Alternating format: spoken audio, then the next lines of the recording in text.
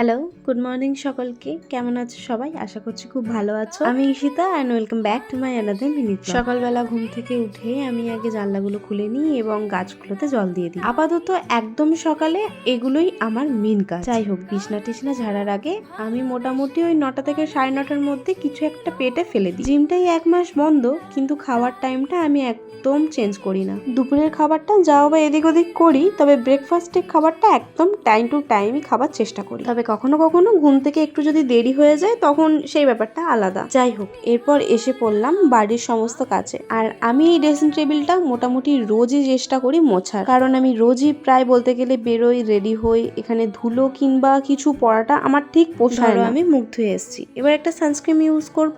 এবার এতে কি হবে, সানস্ক্রিনের টিউবটা যখন আমি ধরবো তাতে লেগে থাকা ধুলো সানস্ক্রিনের সাথে আমি আমার ফেসটায় লাগিয়ে নেব। আর আমাদের স্কিন একদম নোংরা পছন্দ করে না। এরপরই আমার স্কিনে বেরোবে র্যাশ কিংবা পিম্পল। যাই হোক, দুপুরবেলা পুজো টুজো করে আমি চলে গিয়েছিলাম ব্যাংকে একটা কাজে। ফিরে দেখি সাভানা থেকে আমার একটা পার্সেল এসছে। সেটা খুলে দেখার পর চলে গিয়েছিলাম সোজা সন্ধে দিতে। সন্ধে টন্ধে দেওয়ার পর আমি বসে গিয়েছিলাম একটা শাড়িতে পাড় বসানো। তো সেই কাজটা শেষ করতে করতে অনেক রাত হয়ে গেছে, তাই আর ভিডিও করা হয়নি। তো আজকে ভিডিওটা আমি এখানে শেষ করলাম। দেখা হবে নেক্সট মিনি ব্লগে। বাই।